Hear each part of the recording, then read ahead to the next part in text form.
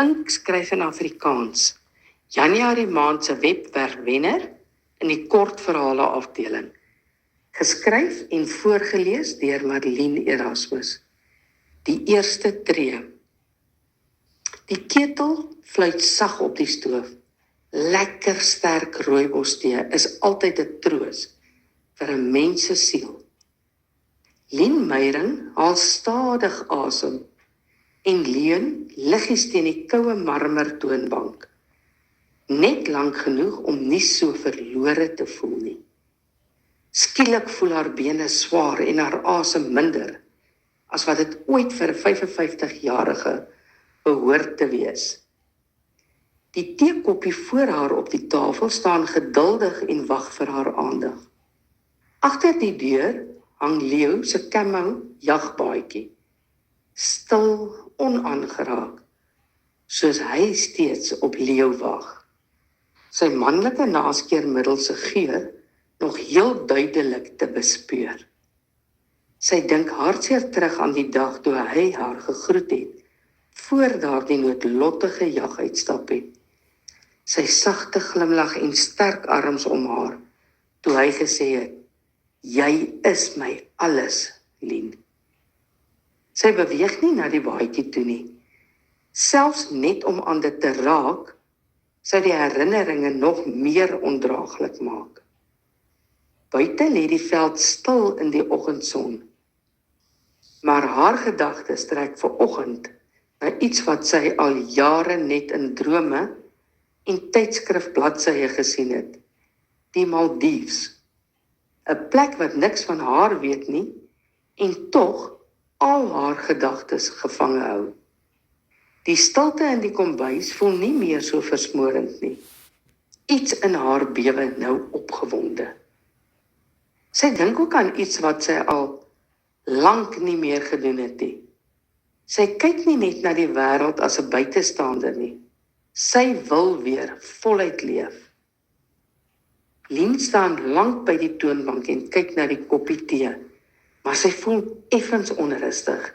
Sy wonder of haar plan so slim is. Haar pille op die tafel lyk vreemd in hulle netjiese rye. Sy weet sy moet hulle drink, maar haar vingers sukkel om die klein botteltjie oop te maak. Haar hartklop versnel sommer en die stilte om haar voel skielik swaar.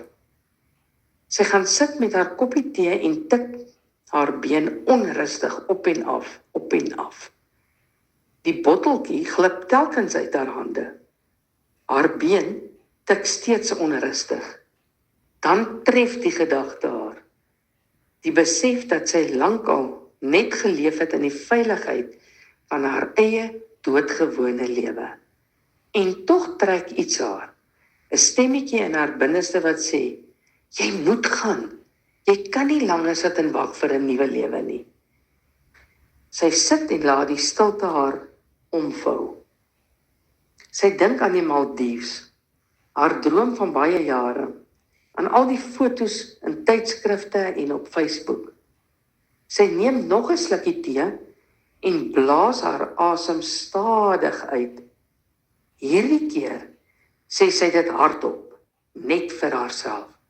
Ek gaan dit doen. Ek kan nie langer wag nie. Ek moet gaan. Die woorde klink half vreemd in haar ore, maar dit maak die besluit skielik werklik. Sy staan op en stap stadig na die huistelefoon. Kies die nommer wat sy al dae lank probeer skakel het. Die stem van die vroutjie van die reiskantoor klink sag en professioneel aan die ander kant. Maar sy voel net die spanning in haarself. Hallo, ek wil 'n vlug bespreek na die Maldives, sê sy. Haar stem effens huiwerig.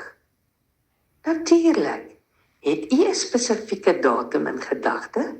Kan u net u besonderhede vir my gee?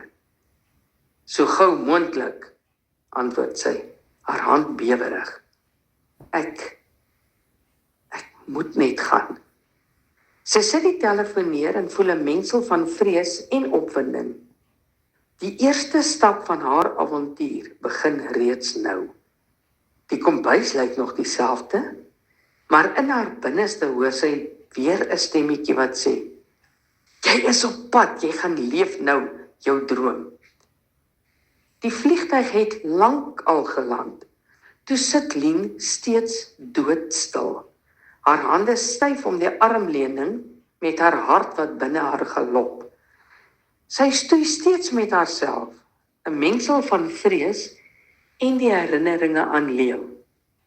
Dit is die drang om iets te beleef wat haar lyf en kop nie heeltemal in lyn kan bring nie. Sy hoor die lughawe geluide, lewe van 'n ander soort.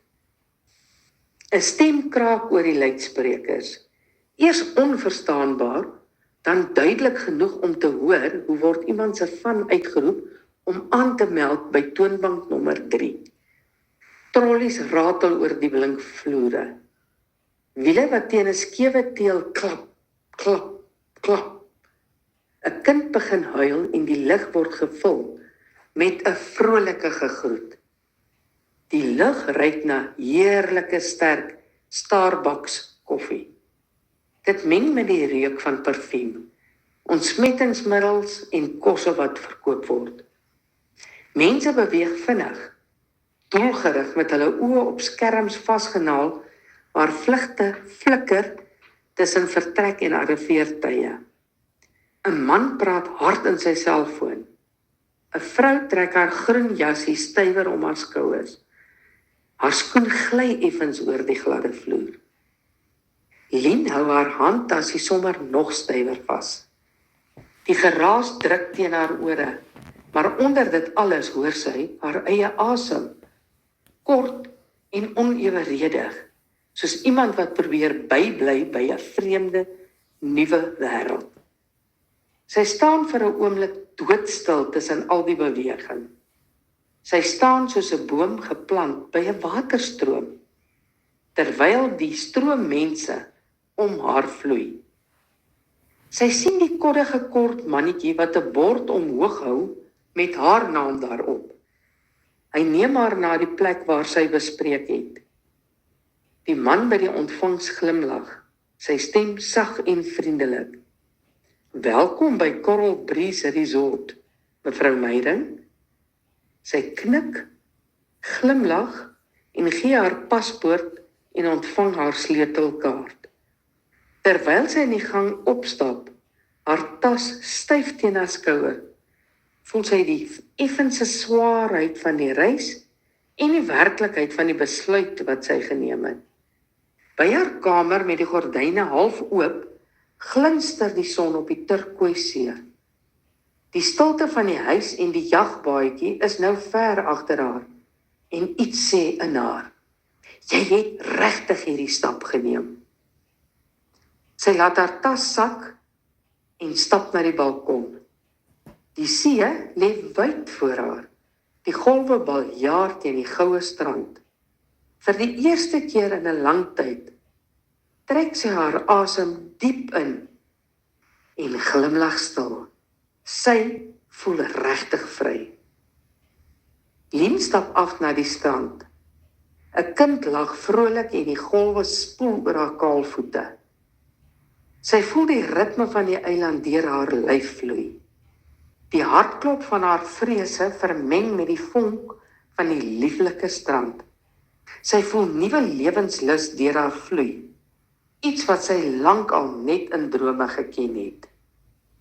Sy buk en laat haar vingers oor die sand gly. 'n Golf spoel oor haar voete en trek 'n lag van vreugde uit haar. Die wind speel deur haar hare. Die see borrel teen die strand. Elke tree druk die sand lig teen haar voete. Sy strek haar arms effens en draai haar gesig na die son. En die lig vang haar oë. Die wêreld lê wyd voor haar, blink en onbekend, en die ritme van die eiland vloei deur haar, stadig, vol lewe en eindeloos.